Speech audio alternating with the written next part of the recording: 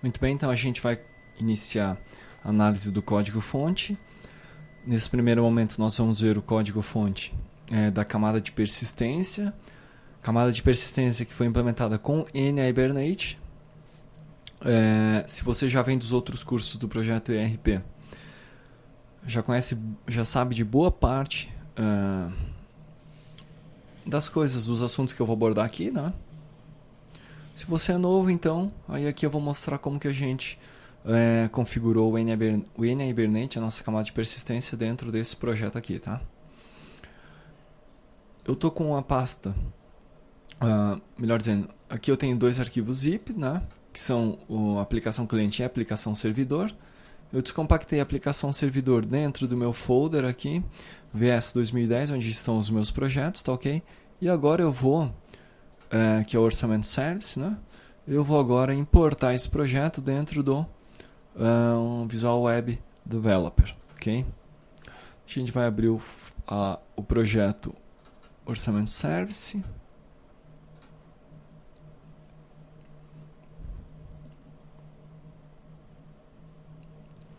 E aí então nós vamos iniciar a análise da camada de persistência, tá ok? Esse Orçamento Service, então, que é um projeto WCF. Muito bem.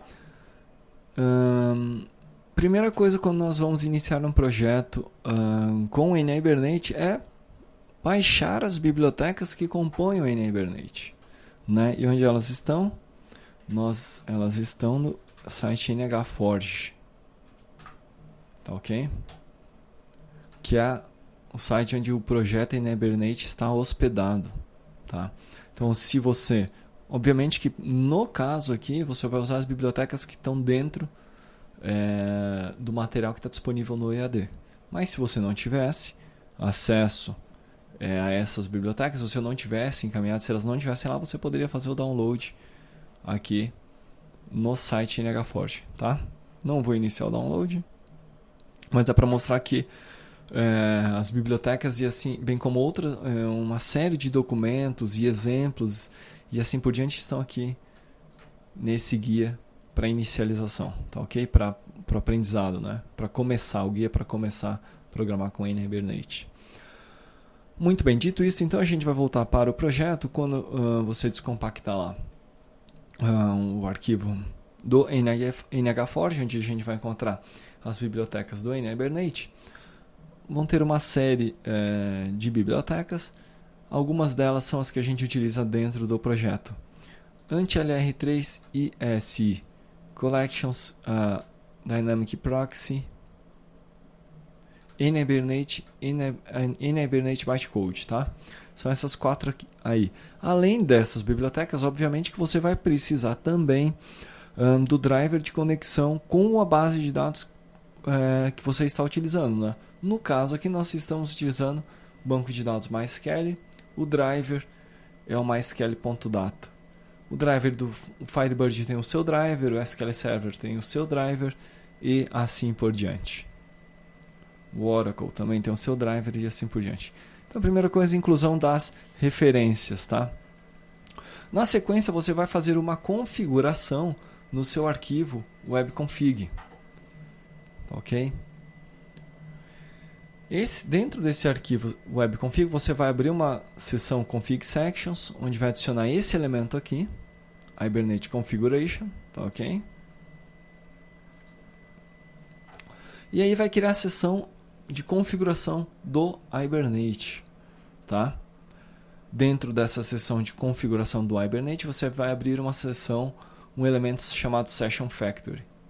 Esse elemento ele é composto de várias propriedades, tá ok?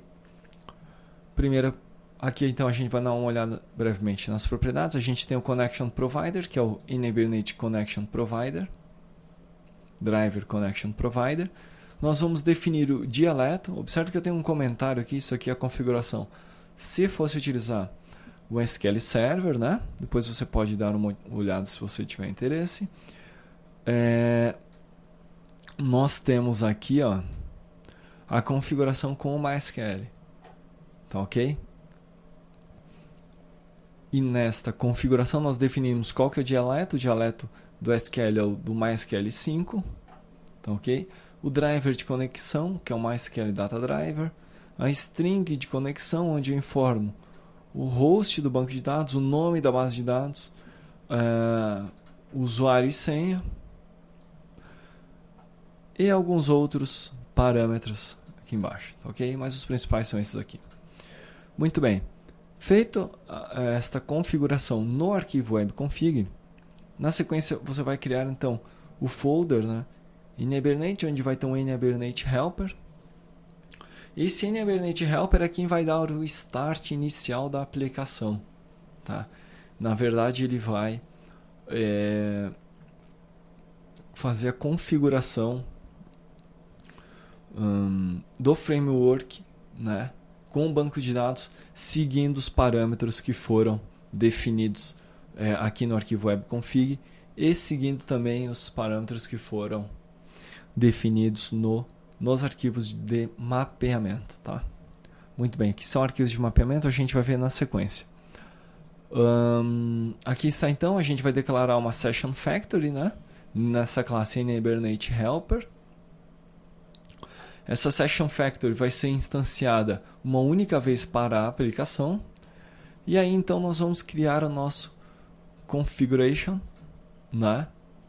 Que é o nosso arquivo de configuração. Vamos chamar o método configure, que automaticamente vai buscar as informações que estão aqui.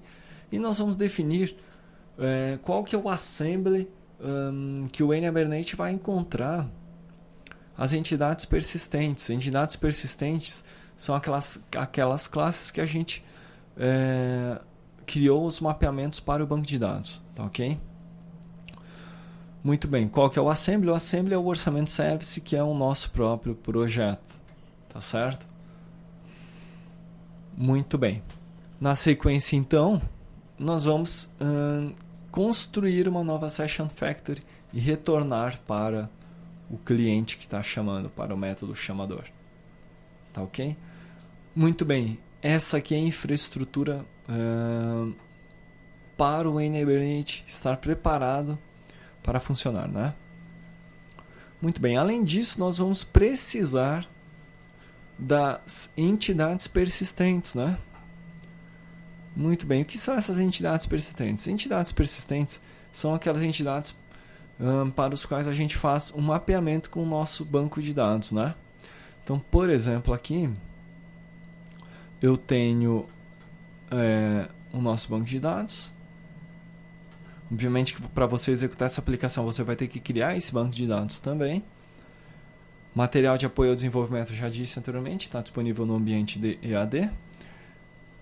E aqui então nós temos diversas tabelas. Essas tabelas podem ser convertidas em entidades persistentes se elas estiverem para o Hibernate, né, em Hibernate, se elas possuírem um mapeamento, né? Então aqui eu vou pegar uma tabela que compõe esse módulo aqui, né? Por exemplo, a tabela orçamento detalhe, né? Então veja aqui os campos que essa tabela tem. Nós vamos agora analisar o DTO, né? É este DTO aqui. Tá ok? E aqui então nós temos uma classe, que é um DTO, que tem exatamente os mesmos campos que nós temos aqui na tabela. Tá ok? Então a gente tem o valor da variação, taxa de variação, valor realizado, valor orçado. E aqui nós temos estes mesmos campos. Muito bem. Em relação a essas anotações, não vou falar disso aqui agora. Eu vou falar disso aqui quando eu estiver mostrando o serviço, né? Falando dos serviços, vamos se preocupar agora apenas com a camada de persistência, né? Então, cada campo da tabela eu mapeei para uma propriedade no meu DTO. Tá ok? Observe. Aqueles campos que são chave estrangeira, eu mapeei para um outro DTO, né? Então, observe, né? Natureza financeira, na verdade, é um outro DTO que está aqui. Observe. E observe o seguinte, natureza financeira também é uma tabela no meu banco de dados. Então ele é uma entidade persistente também nesse meu mapeamento dessas minhas tabelas, né? E aqui então eu tenho os campos que compõem essa natureza financeira DTO. Evidentemente, isso aqui não é um curso de Hibernate. Eu vou dar aqui uma visão geral, né, de como funciona esse mapeamento. Detalhes sobre a configuração e mapeamento do Hibernate eu não vou passar aqui nesse curso, tá ok? Aí você vai ter que dar uma pesquisada, mas a visão geral de como utilizar o Hibernate você vai ver, pelo menos o entendimento de como ele funciona aqui nesse módulo, tá? Para isso, então, a gente vai estudar uma classe aqui, aí vamos ver se vai ser o suficiente, né? Uma classe que é essa orçamento detalhe e a tabela respectiva, orçamento detalhe. De que maneira que o Hibernate vai identificar ou vai saber, de que maneira que essa minha aplicação vai conseguir relacionar este DTO com esta tabela, de forma que quando eu chamar um determinado método de seleção de orçamento detalhe, ele saiba que tem que buscar os dados na tabela orçamento detalhe. Muito bem. Essa relação é feita por meio do mapeamento,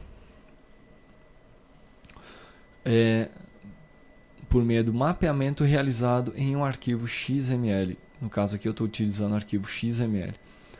Para toda entidade persistente que eu tiver aqui no meu banco de dados, aqui na minha aplicação, e que tiver uma tabela respectiva no banco de dados, eu vou ter então um arquivo hbm.xml. Tá ok? Esse arquivo hbm.xml ele é responsável pelo mapeamento do Hibernate. Então veja só, a primeira estrutura que ele define é um elemento chamado Hibernate Mapping, ou mapeamento Hibernate. Nesse mapeamento aqui, eu vou fazer várias identificações do orçamento, do namespace e assim por diante. Mas um dos principais elementos é este aqui. O elemento classe. No elemento classe que compõe o Hibernate Mapping, eu defino qual que é o nome da minha classe, no caso, orçamento detalhe DTO, e qual que é a tabela com qual ele está relacionado. Tá ok? É a tabela orçamento detalhe. Né? Então, aqui é feito o relacionamento entre esta tabela e o nosso DTO orçamento detalhe.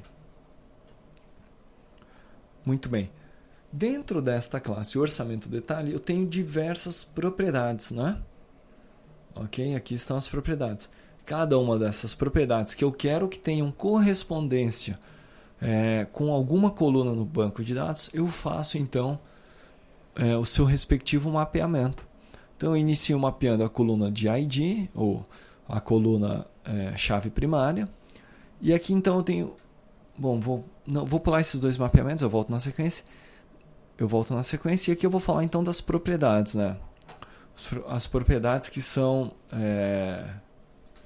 tipos primitivos, vamos assim dizer, né? Então eu mapeio uma propriedade período para a coluna período, propriedade valor orçado para a coluna valor orçado. Observe aqui, né? Período está mapeado para a propriedade período. Valor orçado está mapeado para tabela, para a coluna valor orçado, né? Observe, isso aqui é uma coluna. Tá ok? E o mesmo vale para as demais propriedades que são tipos primitivos, né? Muito bem. E as propriedades que referem-se a outras classes, né? Bom, estas propriedades a gente tem mapeamentos especificamente criados para elas. Não vou entrar em detalhes, mas aqui eu estou utilizando dois mapeamentos, né? O mesmo mapeamento duas vezes, que é o Many to One, onde eu estou mapeando a classe orçamento DTO. Observe que é essa classe que eu tenho aqui, né? Orçamento DTO, para a minha propriedade orçamento, observe, pela coluna ID orçamento empresarial. Ok? Então veja só, Na minha coluna ID Orçamento Empresarial, eu estou falando para o NHibernate o seguinte, ó, busca o elemento, a chave estrangeira, o registro que se refere a essa chave estrangeira que é associado com a minha classe Orçamento DTO. Tá ok? Obviamente que para eu fazer isso aqui, a minha classe Orçamento DTO também tem que estar mapeada no NHibernate. E ela está aqui embaixo. Tá ok? Muito bem. Sinteticamente falando, o mapeamento do NHibernate é isso, tá? É adição das referências, configuração no arquivo de config, criação da Session Factory e, por fim, o mapeamento de cada uma das entidades persistentes, né? Vamos dar uma olhadinha então nesse orçamento DTO também. Ele está associado à tabela, vamos ver a qual tabela que está associado. Está associado à tabela Orçamento Empresarial, né? Aqui está. Tem 7 colunas, né? E todas estão representadas aqui no meu arquivo de configuração. Tá ok? Observe o seguinte, eu tenho uma coluna, na verdade uma propriedade nesse meu orçamento DTO que ela não está mapeada no meu arquivo de configuração do NHibernate. Tá? Opa, este arquivo aqui. O que isso significa? Isso significa que o NHibernate não vai enxergar essa coluna. Na verdade, é uma coluna que eu estou utilizando nesse meu orçamento DTO apenas para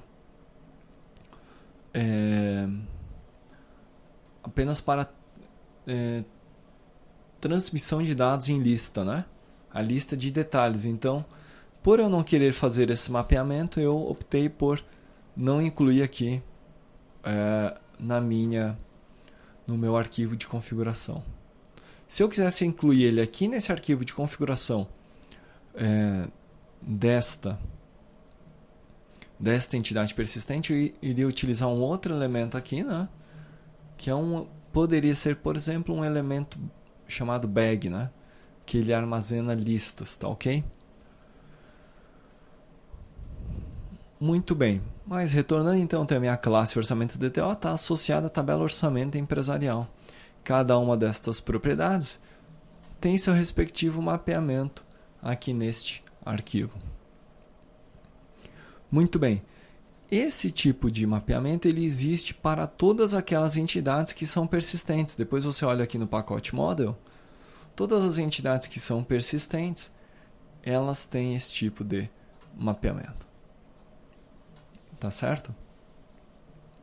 Muito bem. Um detalhe importante é o seguinte, todo arquivo de mapeamento ele deve ser construído com a action de recurso embutido.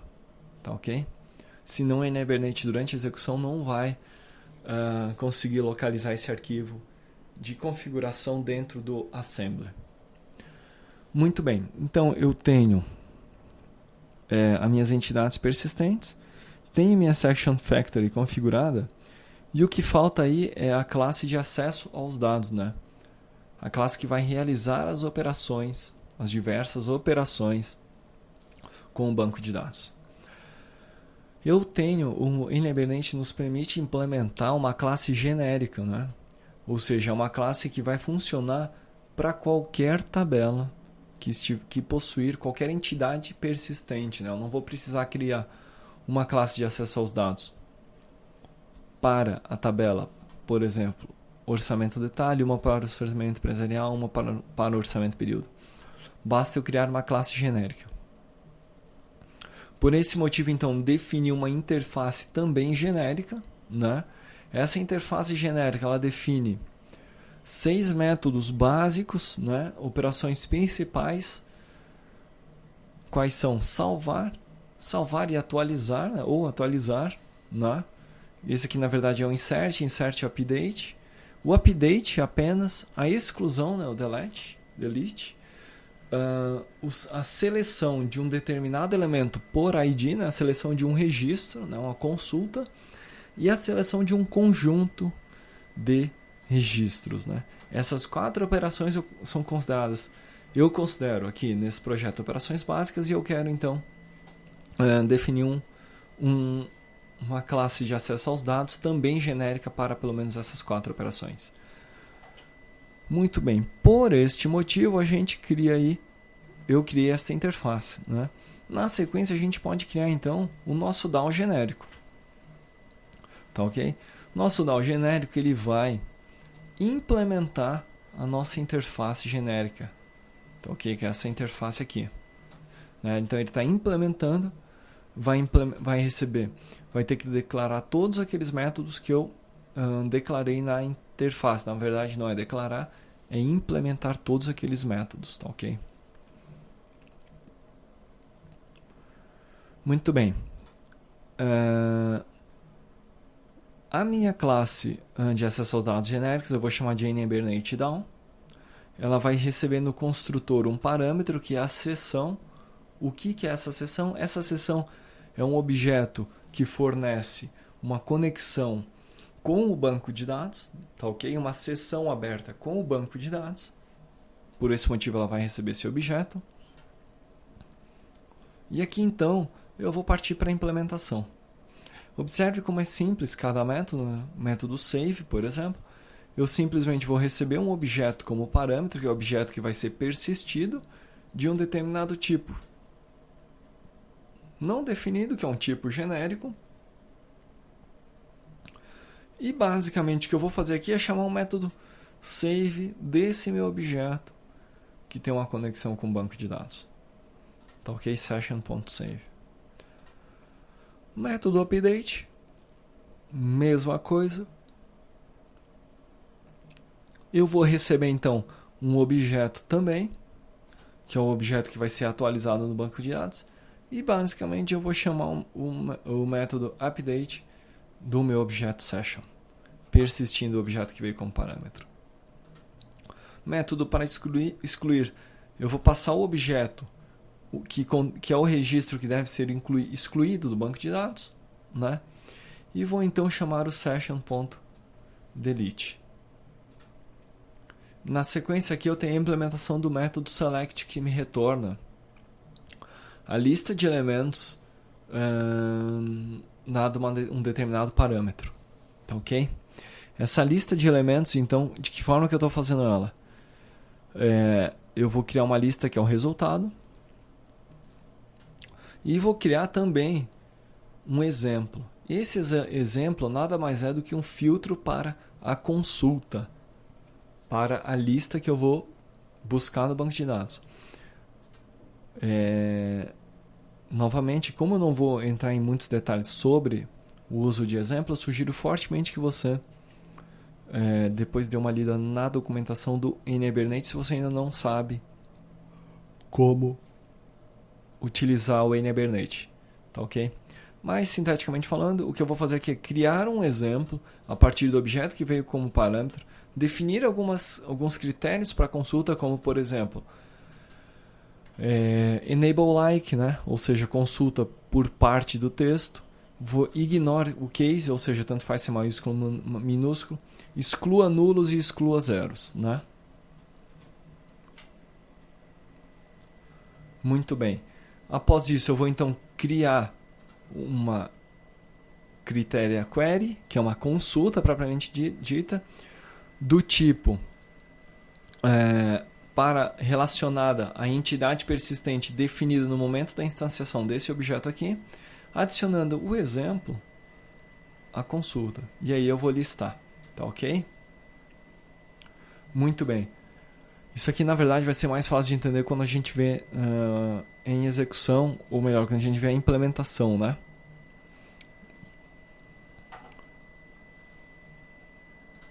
Na sequência, então, eu tenho um método de seleção por ID, né? Onde eu vou buscar na minha session, eu vou chamar a minha session, vou chamar o método get e vou passar o ID que veio como parâmetro, o ID do registro que eu quero buscar no banco de dados. E aí vai me retornar um objeto de um tipo que foi definido no momento da instanciação deste DAO, desse NHibernate DAO. tá ok? E aí eu retorno este resultado.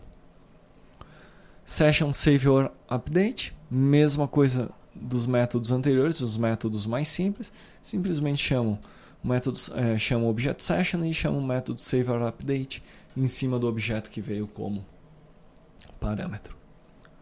Tá ok? Sinteticamente falando, né, isso aqui é a configuração que foi feita para o NHibernate, né? Então nós temos aqui um folder model para cada entidade persistente que nós temos aqui no banco dentro desse folder, dentro dessa pasta model, nós temos o seu respectivo arquivo de mapeamento, bem como as classes de acesso a dados genérica, né? Além das classes de acesso a dados genérica, né? Além das classes persistentes, né? E seus respectivos mapeamentos, e além das classes de acesso a dados genéricas, nós temos as classes de acesso a dados específicas, tá? Como, por exemplo,